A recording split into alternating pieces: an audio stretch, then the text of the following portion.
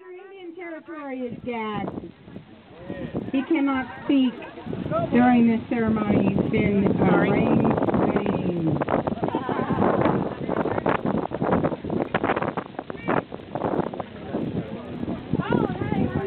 Our Miss Pioneer, Oklahoma, played by Glenda Deer Kickapoo, with her, I don't know what you call them hanging down there. And then Nathaniel Batchelder, who we call Batch. I'm Andrew Jackson, I guess. He's playing Andrew Jackson. What a guy. Don't scalp him too soon. What was his name?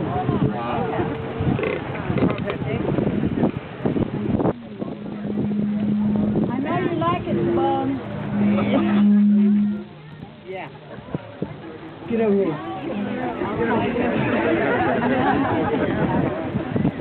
I guess I'm the white minister to unite these lovely beings here. Ladies and gentlemen of the Oklahoma and Indian Territories, we are assembled here in the presence of God, Andrew Jackson,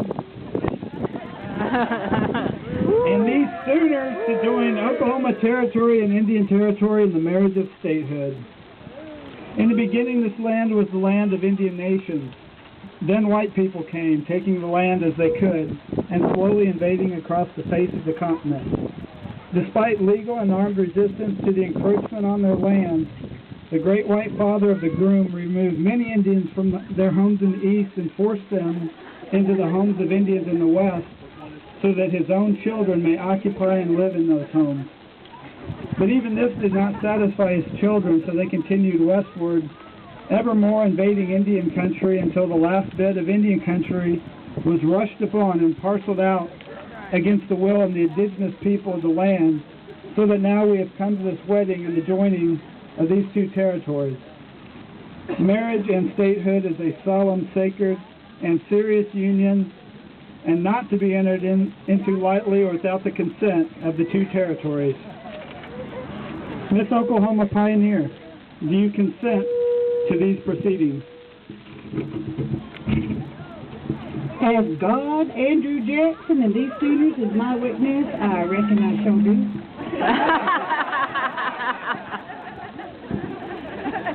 Mr. Indian Territory, do you consent to these proceedings?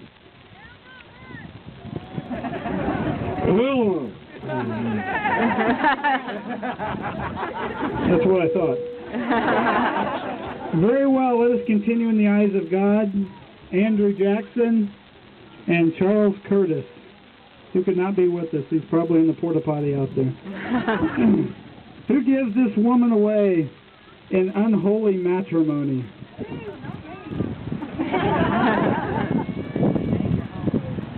You do. I, Andrew Jackson, do.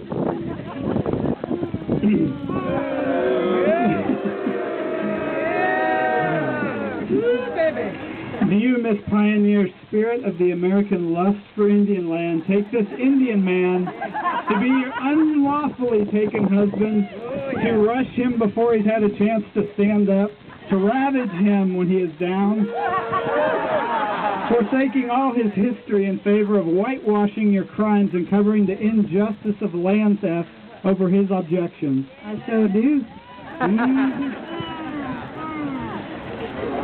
You know you want it. That's after the ceremony.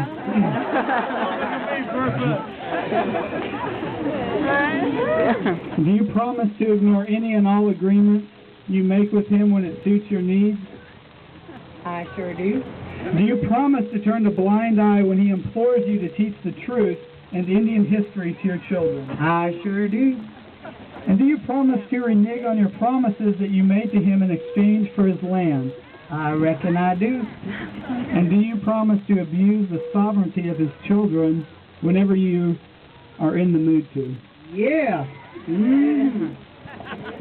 Mr. Indian Territory, do you, the Indian man, symbol of the Indian Territory and father of Indian children, allow this pioneer woman to take you against your will, without your consent, and over your objection, so that she may attempt to convert you to her government, her religion, and her culture. No way. He sure did. And do you promise to forsake the truth in order to allow her to whitewash and cover history so that she may hide her crimes and assuage herself of her guilt? Thank you. And do you promise to turn away when she attempts to exclude your story from the history of this state?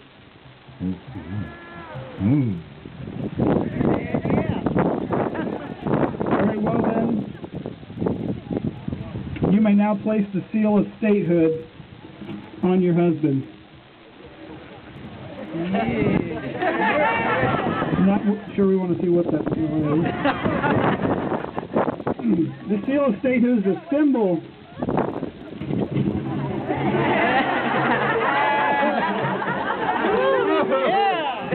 The seal of statehood is a symbol of the absorption of Indian territory into Oklahoma territory and the continued assault upon Indian history, culture, and sovereignty. In celebration of these 100 years of land theft, the attempt is made once more to neglect the Indian side of the story and to hide the taking of Indian land from the rightful owners, the Indian people of Oklahoma.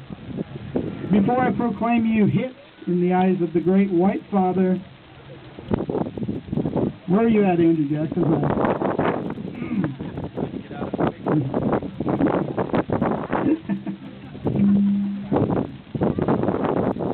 Now you as the congregation, is there anyone here who has just cause as to why these two should not be joined in statehood?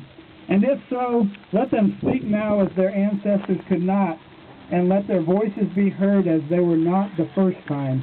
Indians in the congregation.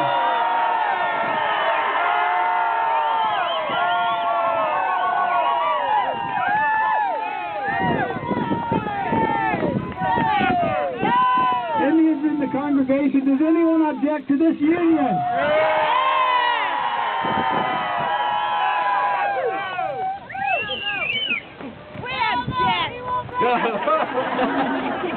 Even her bosoms object. I think that ends our